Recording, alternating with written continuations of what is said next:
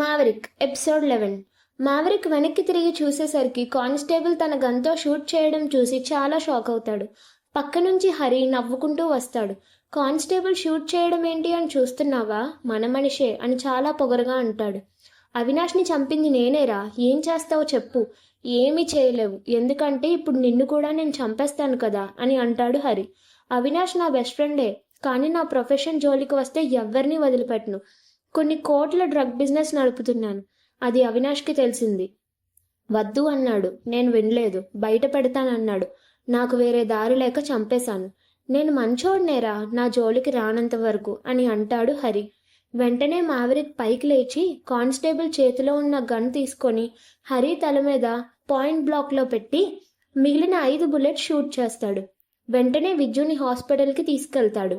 9 మంది చిన్నారులను చంపిన ఈశ్వర్ని, వాళ్ళ పాప చావుకు కారణమైన 10 మంది డాక్టర్లని, హరికి సహకరించిన కానిస్టేబుల్ని కోర్టులో ప్రొడ్యూస్ చేస్తాడు.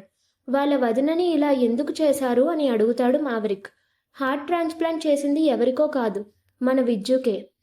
టైం తక్కువగా ఉండడం వల్ల ఏం చేయాలో అర్థం కాక డబ్బులు ఇచ్చి అలా చేశాను. వాళ్ళ బాధకి కారణమయ్యాను. విజ్జుని జాగ్రత్తగా చూసుకో అని అంటుంది వాళ్ళ వదిన. మావరిక్ వాళ్ళ ఇంట్లో అందరికీ విజ్జు వాళ్ళ అన్నయ్య వాళ్ళ సొంత పాప అని జరిగింది మొత్తం చెబుతాడు. కొన్ని సంవత్సరాల తర్వాత వాళ్ళ వదిన రిలీజ్ అవుతుంది. ఇంట్లో అందరూ జరిగినది అర్థం చేసుకొని వాళ్ళ వదినని పెద్ద కోడలుగా అంగీకరిస్తారు. అందరూ కలిసి ఉంటారు. ఇక్కడితో కథ సమాప్తం.